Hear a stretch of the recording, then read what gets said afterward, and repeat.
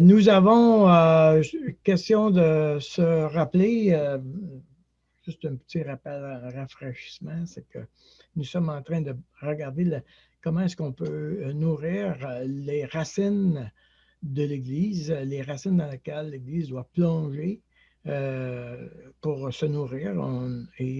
La foi, l'espérance et l'amour sont les trois éléments qui font partie des ingrédients importants en ce qui concerne la nourriture. Et nous avons mis en lumière que Jésus dit, mais moi je vous dis, aimez vos ennemis. Et c'est un vrai défi ça, aimer ses ennemis, réellement. Alors ce que j'ai proposé dans la série que nous sommes en train de faire, c'est d'examiner l'opposition ou les ennemis dans le contexte des conflits dans l'Église. Alors, on a vu que dans la Bible, dans le Nouveau Testament en particulier, il y a des conflits dans l'Église, il y en a partout, dans tous les livres du Nouveau Testament, il y a des conflits dans l'Église. Alors, c'est vraiment, c'est aussi approprié pour nous de reconnaître que ce n'est pas toujours facile, même parmi nous. Et nous avons établi qu'il y avait deux modes, un mode ennemi et un mode ami. Et je dirais, quelquefois, on peut vivre vraiment toute sa vie en mode ennemi. Et quand je parle qu'on est en mode ennemi toute sa vie, je ne suis pas en train de dire qu'on est en rage noir et qu'on est toujours en bataille. Je suis juste en train de dire que le mode ennemi, la particularité du mode ennemi, c'est qu'il travaille à s'auto-justifier. L'auto-justification est une caractéristique. Donc, je m'explique, je tente de faire valoir que j'ai raison, etc. Si je suis là, je suis en mode ennemi. Le mode ami est relié avec le mot hébreu rézed. Et on a dit que le mode ennemi, le rézed faisait partie de l'indicateur du mode ami. Alors, on a, pour le bien de notre série, là, on a dit la bienveillance consiste à vouloir et à rechercher le bien de l'autre en toutes circonstances. Donc, c'est une ambiance. Hein. Le rézed, c'est une ambiance. Je veux et je recherche le bien de l'autre. Alors, on a mis en lumière à partir de Genèse chapitre 3 qu'il y a trois indicateurs qu'on peut retrouver en mode ami. C'est je réfléchis comment je peux faire du bien à l'autre. Je poursuis l'autre. Okay. Dieu dit à Adam et Ève, où est-ce que vous êtes? Et je veux retrouver l'autre. Je veux retrouver l'autre. Et là, c'est dans ce qu'on est actuellement, en mode ami. Je veux retrouver l'autre. Maintenant, il y a toute une démarche quand il y a eu un conflit de retrouver l'autre. C'est vraiment, il y a une démarche à faire de la part de l'offenseur et de la part de l'offensé pour retrouver l'autre. Pourquoi? Parce que il n'est pas possible qu'il y ait réconciliation aussi longtemps qu'un des deux est en mode ennemi.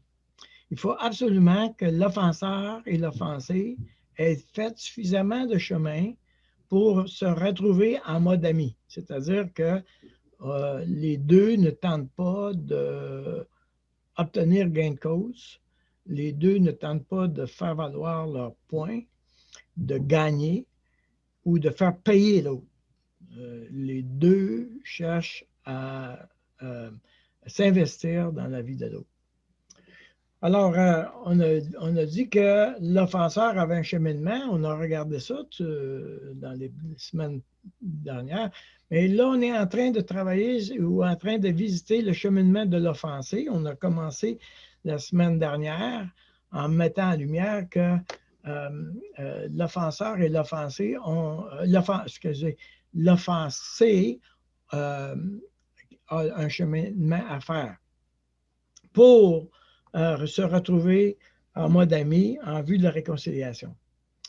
Alors, quand l'offensé est en mode ami, le dénominateur commun dans les deux cas, c'est que l'offenseur et l'offensé doivent, l'offensé en mode ami ou ennemi, doivent pardonner. Alors, dans les deux cas, il faut pardonner. Alors, quand l'offensé est en mode ami, habituellement, le pardon se fait, dans mon expérience, dans ce que j'ai pu observer, ça se fait assez facilement. Le problème est plutôt quand quand l'offensé est en mode ennemi, c'est-à-dire qu'il est blessé et il veut se justifier, il veut s'expliquer, il veut se défendre, etc. Alors, il a un cheminement à faire et ce cheminement-là est souvent, pour l'offensé, très douloureux et très douloureux à faire. Alors, j'ai dit qu'une des raisons principales, ça, on a vu ça la semaine dernière, j'ai dit qu'une des raisons principales, c'est que très souvent, je suis offensé dans le présent, mais la raison pourquoi ça fait tellement mal, c'est que ça vient visiter ou activer une racine dans ma vie. Autrement dit, l'offense du moment présent est un fruit davantage qu'une racine. Et le fait que c'est une racine, là, la personne est confrontée avec le fait qu'elle ne doit pas seulement pardonner dans le moment présent à l'offensé du moment présent, mais elle est confrontée avec le fait qu'il y a un non-pardon qui n'a pas eu lieu encore dans le passé. Et ça, il faut être honnête, là, il y a une démarche à faire qui peut demander du temps. À cause de la douleur, un, et deuxièmement, parce que nous ne sommes pas habitués à nous explorer. On n'est pas habitué à examiner nos cœurs suffisamment en profondeur pour être capable de nommer les non-pardons qui n'ont pas encore été accordés dans le passé. Alors, donc, on a fait la démonstration la semaine passée, là, je ne prendrai pas le temps de continuer avec ça, mais la racine, donc, est une dette non payée dont la réclamation du paiement est activée par l'offense du moment présent. C'est activé par l'offense du moment présent, mais c'est une réclamation du passé. Donc, il y a un paiement qui n'a pas été fait, il y a un pardon qui n'a pas été accordé. Et c'est la raison pourquoi, quelquefois, les gens vont dire je n'arrive pas à pardonner. Je n'arrive pas à pardonner. Et la raison principale, c'est qu'il y a un non-pardon dans le passé qui a été activé. Il y a quelque temps, j'ai rencontré un homme qui était très blessé de ce que sa femme parlait librement avec les autres hommes dans l'Église. Et il se plaignait que sa femme ne gardait pas sa place. Et il était blessé par le comportement de sa femme. Évidemment, le premier diagnostic, si vous voulez, c'est le fait que, bon, monsieur est jaloux. Mais quand on creuse un peu la question, parce qu'il n'arrivait pas à se libérer de sa jalousie, il reconnaissait que c'était pas normal, c'était trop intense, etc. Mais il n'arrivait pas à se libérer de ça. Quand on a fait un cheminement ensemble, on a mis le doigt sur le fait que son père s'était suicidé à l'âge de 5 ans, ou 5 ou 6 ans. Son père s'était suicidé. Et à ce moment-là, il s'est senti abandonné et rejeté. Et évidemment, à l'âge de 4, 5 ans, 6 ans, tu ne sais pas qu'il y a un cheminement à faire au niveau du pardon, rien à ce niveau-là. Mais tout à coup, on a pu faire le lien avec le fait qu'il avait peur d'être abandonné par sa femme. Alors, s'il parlait trop avec d'autres hommes, il y avait un risque que sa femme éventuellement le quitte. Il avait peur qu'elle soit abandonnée. Donc, il réclamait, sa jalousie réclamait de s'assurer qu'elle reste aux côtés de lui. Donc, son offense était vraiment difficile à pardonner et il était profondément blessé du comportement de sa femme jusqu'au moment où il est arrivé à la place où il devait pardonner à son père de s'être suicidé. Et ça a fait une différence extraordinaire dans sa vie personnelle. Autrement dit, l'offense du moment présent avec sa femme activait un non-pardon du passé. Okay? Donc, il faut comprendre ça. Les offenses qui sont très difficiles à pardonner, c'est parce qu'ils sont reliés avec une offense du passé et qui n'ont rien à voir avec l'offense du moment présent. Ça ne veut pas dire qu'il ne faut pas pardonner l'offense du moment présent, mais ce que je suis en train de dire, c'est que l'offense du moment présent peut être très difficile à pardonner si on n'a pas fait le lien avec des racines du passé. Le deuxième élément de cheminement que l'offensé doit faire, c'est qu'il doit calculer et payer la dette. On a dit que l'offense, c'est relié avec le langage du tribunal. Et on parle de droit, on parle de dette, on parle de facture, de condamnation, la loi, le juge, le jugement, tout ça, c'est relié avec la justice. Et puisqu'on est créé à l'image de Dieu, évidemment, la question de la justice, c'est très important pour nous. Alors, on veut qu'il y ait justice. Alors, quand on dit qu'il faut payer la dette de l'autre, c'est vraiment injuste. Il faut admettre ça, là. C'est vraiment injuste. Je suis en train de payer la dette qui n'est pas ma dette. OK? Tout comme Dieu a fait, c'est ce qu'il a fait, n'est-ce pas? Il a pris sur la croix notre dette et il l'a porté, il a payé notre dette qui ne lui appartenait pas. Alors, quand on parle de calculer, de payer la dette, là, on est en train de dire euh, euh, euh, je vais nommer l'offense. Okay? Alors, par exemple, dans Matthieu 18, le maître s'est fait tromper par son serviteur, c'est une offense. Et les conséquences dans sa vie, c'est qu'il n'y a pas eu de revenus. Alors, il y a eu une facture de 10 000 talents qu'il devait remettre. Mon père nous a quittés. Je vis constamment le rejet. Dans ma vie, il y a eu toutes sortes de conséquences avec la question du rejet. J'ai perdu des emplois. J'ai toujours me senti toujours en danger. Et j'ai toujours posé des actions en vue de ne pas être rejeté. Ça m'a demandé beaucoup de performance. Alors, c'était énorme. Donc, calculer la dette, calculer et payer la dette, ça fait partie. Donc, quand on parle que l'offensé doit faire un cheminement, on doit admettre que on ne fait pas ça avec un claquement de doigts, là. Les dettes réelles, les droits qui ont été touchés, ça fait mal et ça prend un espace pour le composer avec. Maintenant, quand on parle de pardon, on parle du pardon, on parle de l'acquittement de la dette, n'est-ce pas? Alors, il faut distinguer deux éléments. Le pardon est inconditionnel. C'est-à-dire que il n'y a aucun chrétien qui peut négocier le pardon. On n'a pas le choix de pardonner, tôt ou tard. Donc, la demande de pardon reste sur nous aussi longtemps qu'on n'a pas pardonné.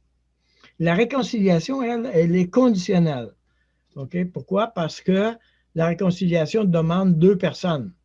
Donc, le pardon, je suis tout seul avec moi-même. Donc, je ne dépends pas d'un autre. Je suis tout seul avec moi-même. Mais la réconciliation dépend de l'autre. Alors, il faut être deux. Donc, la réconciliation est conditionnelle et ça arrive qu'on n'arrive jamais à une réconciliation. Aussi longtemps que l'offenseur et l'offensé demeurent, un des deux demeure ou les deux demeurent en mode ennemi, il n'y a pas de réconciliation possible. Donc, il faut absolument que l'offenseur et l'offensé aient fait le cheminement pour revenir en mode ami. Donc, le pardon a eu lieu avant la réconciliation. Autrement dit, quelqu'un dirait « je vais me réconcilier si elle met ses torts ». Non, c'est pas ça. On est encore en mode ennemi. Ça n'arrive pas. La réconciliation n'arrive pas quand un des deux continue de réclamer justice. Ça n'arrive pas. Et pour qu'il y ait réconciliation, il faut absolument que les deux aient pardonné. Et donc, ça a été fait avant la réconciliation elle-même. Donc, c'est important de savoir ça parce que, évidemment, ça peut nous mettre beaucoup de pression. Alors, revenons à cette affirmation que le pardon est inconditionnel. C'est-à-dire que quand on dit inconditionnel, on veut dire que je n'ai pas le choix, comme croyant, de pardonner à l'autre. Voici ce que Jésus dit. Si vous pardonnez aux hommes leur offense, votre Père céleste vous pardonnera aussi. Mais si vous ne pardonnez pas aux hommes, votre Père ne vous pardonnera pas non plus vos offenses. Wow! C'est quelque chose, là. Voyez-vous? Dieu dit que pour qu'il y ait un pardon, pour que dans ma vie personnelle, face à l'offense, je n'ai pas le choix de pardonner les offenses. Si vous pardonnez aux hommes leur offense, votre Père céleste vous pardonnera. Mais si vous ne pardonnez pas aux hommes, votre Père ne vous pardonnera pas non plus. C'est toute une affirmation, cela. Alors, on va commencer par démêler deux types de pardon, si vous le permettez. D'abord, quand on parle de pardon, et quand on parle que Dieu ne vous pardonnera pas non plus, on n'est pas en train de parler du pardon relié à notre salut. OK? Parce que si mon salut était relié avec le fait que je pardonne ou non à l'offenseur, le problème, c'est qu'on tomberait vers un salut par les œuvres. Alors ça n'a rien à voir. On n'est pas dans un salut par les œuvres du tout. Donc, on parle de deux types de pardon ici. Il y a un pardon qui est relié à mon salut, qui lui m'est accordé une fois pour toutes. Ce n'est pas, c'est par grâce que vous êtes sauvés, par le moyen de la foi, et cela ne vient pas de vous. Okay? Donc, il y a un pardon qui a été accordé une fois pour toutes. Mais il y a aussi un pardon qui est relié à notre quotidien. Okay? Et c'est le texte qu'on a lu tout à l'heure et d'autres textes qu'on va voir tout à l'heure, ils sont reliés avec notre vie quotidienne. Et ça, c'est conditionnel à notre attitude. Okay? Alors, vous connaissez très bien notre Père, n'est-ce pas? Pardonne-nous nos offenses comme nous pardonnons. Pardonne-nous nos offenses comme nous pardonnons. Alors, ça veut dire aussi que si je ne pardonne pas bien ou mal, je n'aurai pas non plus de pardon. Alors, de quoi on parle ici? On se rappelle que les apôtres ont demandé à Jésus, apprends-nous à prier. Et là, notre Père est une prière quotidienne. Donne-nous notre pain quotidien. Pardonne-nous nos offenses comme nous pardonnons. On est dans le quotidien, là, dans la vie de tous les jours. OK? Alors, pour faire un lien, là, pour comprendre cet élément-là, Jésus nous a donné un exemple extraordinaire dans Matthieu chapitre 18. Et j'aimerais ça qu'on puisse le lire ensemble dans un premier temps, parce que on connaît le texte, premièrement. Ce n'est pas un texte qui nous est étranger, mais ce texte-là est directement relié avec notre Père. Alors, je suis dans Matthieu chapitre 18 et au verset 21. Matthieu chapitre 18 au verset 21. On va lire le texte. Alors, n'hésitez pas à aller chercher, ouvrir votre Bible dans ce texte-là parce qu'on va naviguer un peu dedans. Alors, Pierre, on est dans un contexte de discipline, là. Alors, Pierre s'approcha de lui et il dit, Seigneur, combien de fois pardonnerai-je à mon frère lorsqu'il péchera contre moi? Sera-ce jusqu'à 7 fois? Alors, là, Pierre, il se sent vraiment généreux quand il parle de pardonner 7 fois. Pourquoi? Parce que l'enseignement rabbinique du temps était qu'on pardonnait 3 fois. Donc, l'enseignement était très clair en général dans la loi rabbinique qu'on devait pardonner au moins 3 fois. Alors, quand Pierre dit, est-ce qu'il faudrait pardonner 7 fois, lui, là, il a mis le paquet, il a mis le double et un peu plus, tu vois. Alors, il se sent très généreux du pardon, et puis Jésus dit, non, non, non. Jésus dit, je ne dis pas 7 fois, mais jusqu'à 70 fois 7 fois. Autrement dit, ça n'arrête jamais. Tu dois pardonner constamment. Jésus, c'est pourquoi le royaume des cieux est semblable à un roi qui voulut faire rendre compte à ses serviteurs. Quand il s'est mis à compter, on lui en emmena un qui devait 10 000 talents.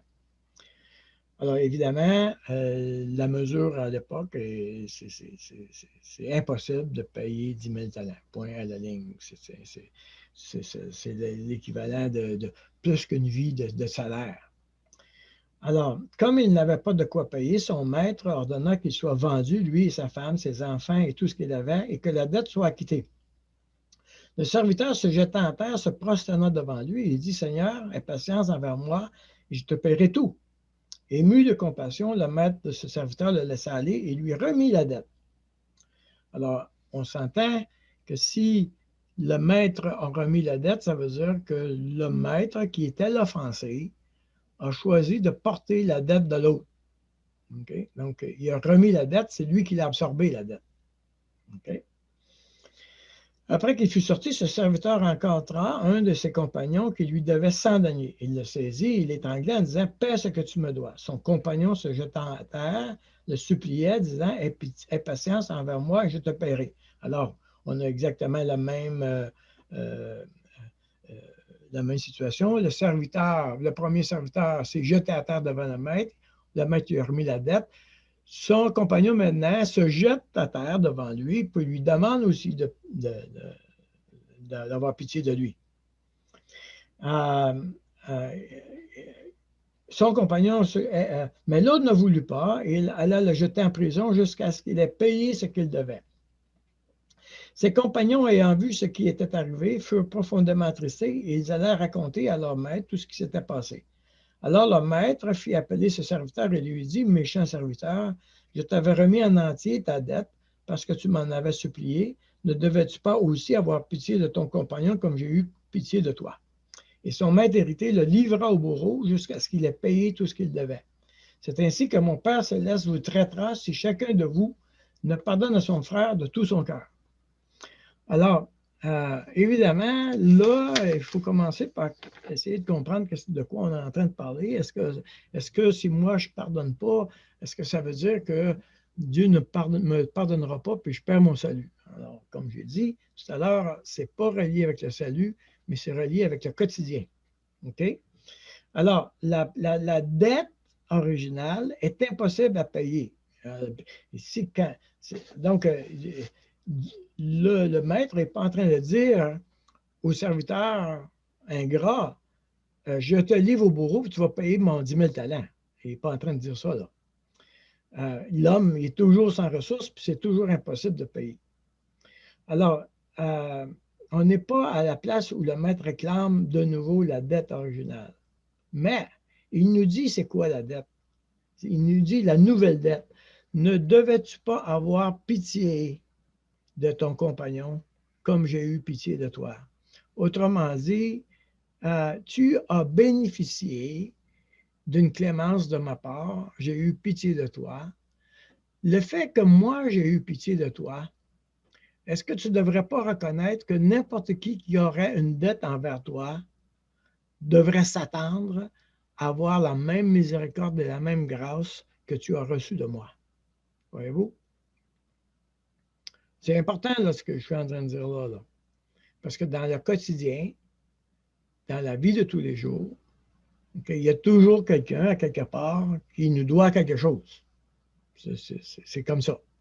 Ça peut être ma femme, mes enfants, ça peut être un compagnon de travail, n'importe qui. Il y a quelqu'un qui a fait une offense, qui a fait une dette envers moi, et moi, maintenant, j'ai un droit que je réclame. OK? Alors, le maître dit à cet homme-là, tu aurais dû avoir pitié de ton compagnon comme moi, j'ai eu pitié de toi. Alors, cet homme-là, dans le fond, il est devenu redevable de faire aux autres ce qu'on venait juste de lui faire, c'est-à-dire d'avoir pitié. Alors, quand le croyant oublie qu'il a déjà été pardonné par Dieu et refuse d'étendre ce pardon à ses compagnons dans le Seigneur place cette personne sous la torture. Voyez-vous? Son maître, irrité, le livra au bourreau jusqu'à ce qu'il ait payé tout ce qu'il devait. Alors, évidemment, comment je paye ce que je dois si la dette, c'est d'avoir pitié de l'autre? Okay? Donc, on ne parle plus d'argent, là. On ne parle pas on est en train de parler ici de ce que celui qui n'a pas fait usage de pitié, de miséricorde, devrait arriver à la place où il reconnaît que lui aussi devrait avoir miséricorde envers celui qui a été qui est en dette avec lui. Autrement dit, la dette qui est en route ici, c'est une dette de changement d'attitude. OK? Alors ça, c'est vraiment important de comprendre cette affaire-là. Pardonne-nous nos offenses comme nous pardonnons à ceux qui nous ont offensés. Donc, pardonne-moi dans le quotidien mes offenses, parce que je continue de te faire des offenses à Dieu.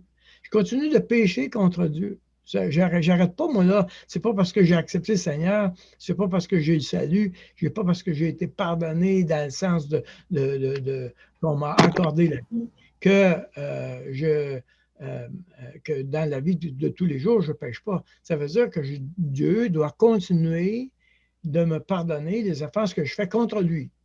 OK? Donc, dans le quotidien. Mais pardonne-nous nos offenses comme je pardonne. Autrement dit, dans la vie de tous les jours, quand il y a des gens qui sont en dette avec moi, je pratique la miséricorde comme toi tu l'as fait envers moi. OK? Donc, il y a eu un changement d'attitude de la part du croyant. OK? J'ai écrit une paraphrase ici, juste pour illustrer le même texte, c'est le même texte, mais je l'ai mis en paraphrase.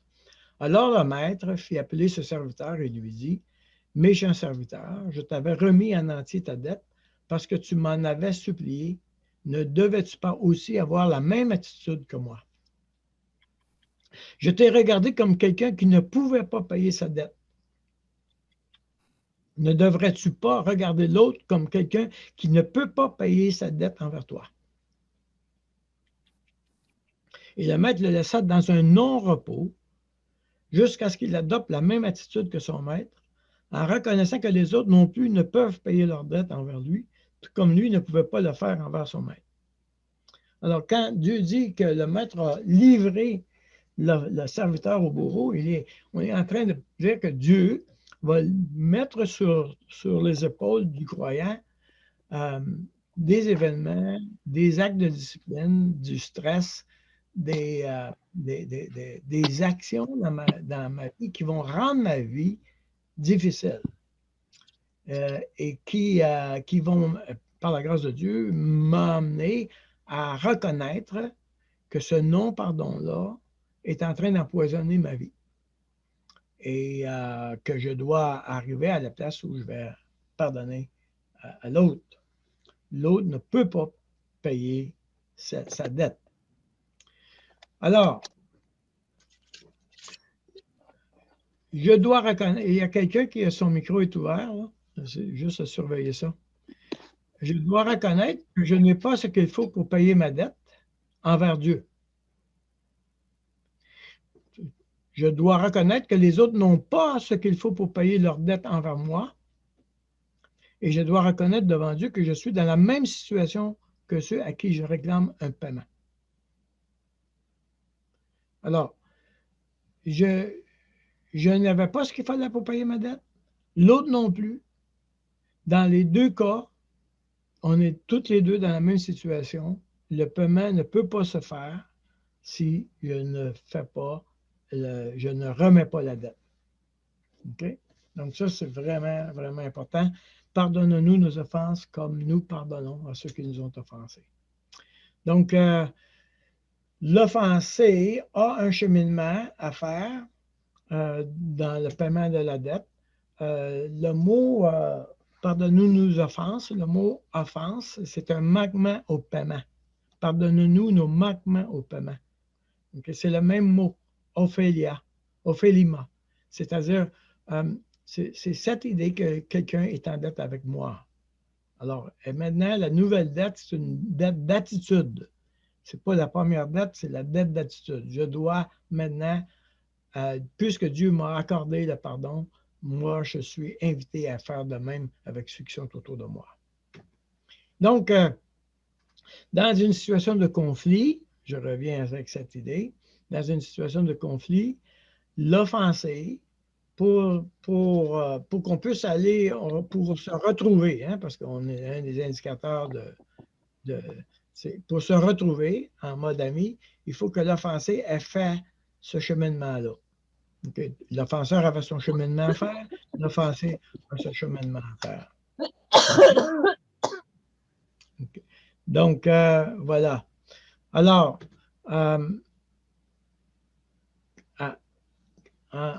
si on devait résumer très simplement, je suis invité à prendre sur moi la dette de l'autre dans toutes mes relations. Prendre sur moi la dette de l'autre dans toutes mes relations.